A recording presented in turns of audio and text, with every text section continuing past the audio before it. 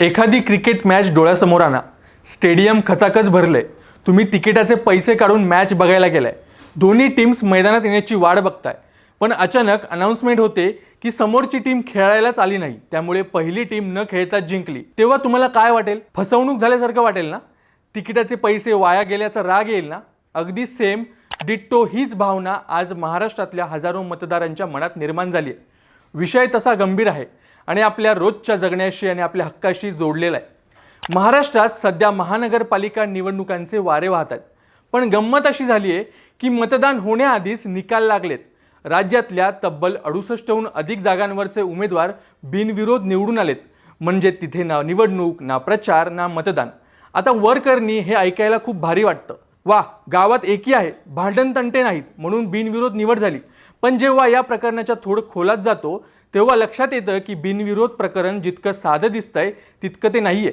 यामागे धमक्या, दबाव आणि मॅनेज करण्याची एक मोठी साखळी असू शकते, असा गंभीर आरोप मनसेने केलाय आणि प्रकरण आता थेट हायकोर्टात गेलंय। आजच्या या व्हिडिओमध्ये आपण हेच समजून घेणार आहोत की नक्की 68 जागी काय गेम झालाय, मनसेचे नेते अविनाश जाधव यांनी हायकोर्टात नेमकं काय सांगितलंय आणि जर भविष्यात सगळ्याच निवडणुका अशा बिनविरोध होऊ लागल्या तर तुमच्या माझ्या मतांच्या अधिकारांचं काय होणार? विषय समजून घेण्यासाठी व्हिडिओ शेवटपर्यंत नक्की बघा। नमस्कार, मी लीलाधर आणि तुम्ही पाहताय थोडक्यात। गोष्ट सुरू होते ठाणे, कल्याण, डोंबिवली आणि आसपासच्या पट्ट्यातून। निवडणुका जाहीर झाल्या, उमेदवारी अर्ज भरले गेले, पण अर्ज मागे घेण्याच्या दिवशी एक चमत्कार झाला। विरोधात उभे असलेल्या उमेदवारांनी अचानक आपले अर्ज मागे घेतले। एक दोन ठिकाणी नाही तर अशा 68हून अधिक ठिकाणी हे घडलं आणि मग उरला फक्त एकच उमेदवार, जो अर्थातच सत्ताधारी पक्षाचा, मुख्यत्वे भाजपाचा होता। नियमानुसार तो बिनविरोध विजयी घोषित झाला। आता इथेच मनसेचे ठाणे जिल्हा अध्यक्ष अविनाश जाधव यांना संशय आला। त्यांनी या प्रकरणाचा पाठपुरावा सुरू केला। त्यांच्या असं लक्षात आलं की हे अर्ज काही प्रेमाने किंवा स्वखुशीने मागे घेतले नाहीत, तर यामागे एक पॅटर्न आहे। जाधव यांनी दावा केलाय की प्रतिस्पर्धी उमेदवारांना धमकावण्यात आलं, त्यांच्यावर प्रचंड दबाव टाकण्यात आला किंवा काही ठिकाणी आमिष दाखवण्यात आली। जाधव यांनी तर एक किस्सा सांगितलाय। ते म्हणतात की एक उमेदवार अर्ज मागे घेण्यासाठी थेट उपमुख्यमंत्री एकनाथ शिंदे यांच्या घरी गेला। आता तुम्ही म्हणाल त्यात काय विशेष? पण हे विशेष हे आहे की तो उमेदवार एकटा गेला नाही, तर त्याच्यासोबत एक पोलीस अधिकारी चालत होता। जाधव यांनी मीडियासमोर प्रश्न विचारलाय की तो उमेदवार तिथे काही पैशाच्या गंगेत अंघोळ करायला गेला होता का? जर पोलीस अधिकारीच उमेदवाराला अर्ज मागे घ्यायला नेऊ लागले तर सामान्य माणसाने कोणाकडे बघायचं? हा सगळा प्रकार संशयास्पद आहे आणि म्हणूनच मनसेने आता थेट मुंबई उच्च न्यायालयाचे दरवाजे ठोठावलेत। आता थोडं टेक्निकल बोलूयात। आपल्या संविधानात घटनेत कलम 243ZA या नावाचं एक कलम आहे। हे कलम सांगतं की कोणत्याही निवडणुका या स्वतंत्र आणि निष्पक्षपणे झाल्या पाहिजेत। बिनविरोध निवडणूक ही संकल्पना आपल्याकडे नवीन नाही, पण जेव्हा शहरांमधल्या जिथे प्रचंड राजकीय स्पर्धा आहे अशा 68 प्रभागांमध्ये उमेदवार अर्ज मागे घेतात तेव्हा तिथे संमतीपेक्षा मॅनेजमेंटचा वास जास्त येतो। अविनाश जाधव यांनी त्यांच्या याचिकेत हाच मुद्दा मांडलाय। ते म्हणतात की उमेदवारांनी घेतलेली माघार स्वइच्छेने नव्हती, तर ती संघटित गुन्हेगारांसारखी दबाव तंत्राचा वापर करून घेतली गेली आहे। जर समोरच्याला लढूच दिलं नाही तर जिंकण्याला काय अर्थ आहे? अविनाश जाधव म्हणतात की निवडणूक आयोग जर सरकारी यंत्रणेला मिळाला असेल आणि आम्हाला न्याय मिळणार नसेल तर लढायचं नाही का? पण आम्ही लढणार, नाहीतर हे लोक राजेशाही आणतील। आता हे प्रकरण हायकोर्टात गेले, त्यामुळे तिथे काय मागण्या केल्यात हे समजून घेणं महत्त्वाचं आहे।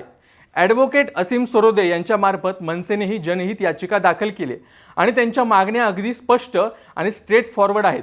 त्यातली पहिली मागणी अशी आहे की या 68 जागांवर जे उमेदवार बिनविरोध निवडून आलेत त्यांच्या निकालाला स्थगिती द्या, म्हणजे त्यांना अधिकृतपणे विजयी घोषित करू नका। त्यातली दुसरी मागणी अशी आहे की या संपूर्ण प्रकरणाची न्यायालयाच्या देखरेखीखाली सविस्तर चौकशी करा।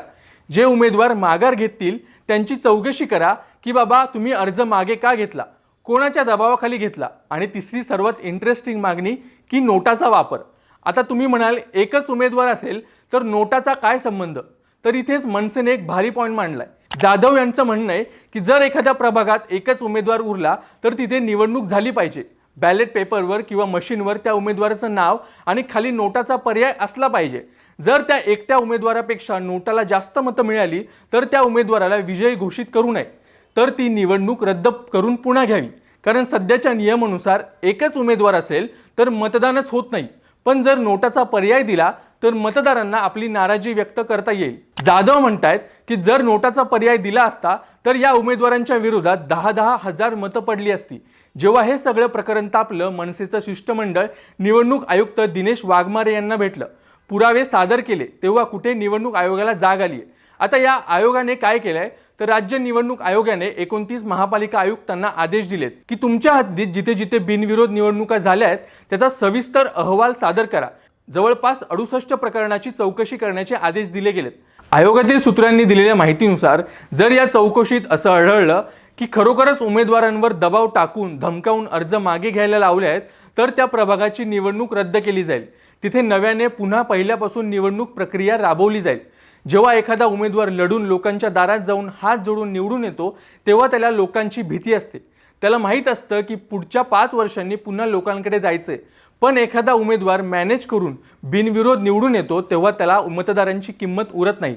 त्याला वाटतं मी माझ्या पैशांच्या किंवा ताकदीच्या जोरावर निवडून आलोय, मला लोकांची काय गरज. असा नगरसेवक मग तुमची कामं करेल का? तुमचे रस्ते, पाणी, गटार या समस्या सोडवेल का? याची गॅरंटी काय? दुसरी गोष्ट म्हणजे जर ही पद्धत सेट झाली तर उद्या आमदारकी आणि खासदारकीच्या निवडणुकीतही हेच होईल. विरोधी पक्षातल्या उमेदवारांना धमकवायचं, अर्ज मागे घ्यायला लावायचे आणि निवडणुकाच घ्यायच्या नाहीत. हे लोकशाहीचं मरण आहे. मित्रांनो, निवडणूक प्रक्रिया ही फक्त नेत्यांसाठी नसते, ती आपल्यासाठी असते. आपल्याला आवडणारा माणूस निवडण्याचा जसा अधिकार आहे तसाच न आवडणाऱ्या माणसाला नाकारण्याचाही अधिकार आपल्याला घटनेने दिलाय. बिनविरोध निवडीच्या नावाखाली हा नाकारण्याचा अधिकारच आपल्याकडून हिरावून घेतला जातोय. त्यामुळे मनसेने उचललेले हे पाऊल राजकीय मतभेद बाजूला ठेवून पाहिलं तर लोकशाहीच्या दृष्टीने अत्यंत महत्त्वाचं आहे. हायकोर्ट यावर काय ताशेरे ओढतं आणि काय निकाल देतं याकडे आता फक्त ठाण्याचंच नाही तर संपूर्ण देशाचं लक्ष लागलंय.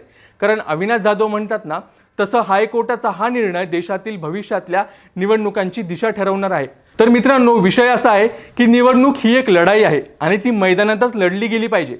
बंद खोलीत धमक्या देऊन नाही तर 68 जागांवर जे घडलंय ते खरंच दबावामुळे घडलं असेल तर ती आपल्या निवडणूक यंत्रणेची आणि लोकशाहीची चेष्टा आहे. आता चेंडू हायकोर्टात आहे. अपेक्षा करूया की सत्य बाहेर येईल आणि मतदारांचा हक्क अबाधित राहील. कारण आपल्याला बिनविरोध नकोय, आपल्याला निर्भय निवडणूक हवी आहे.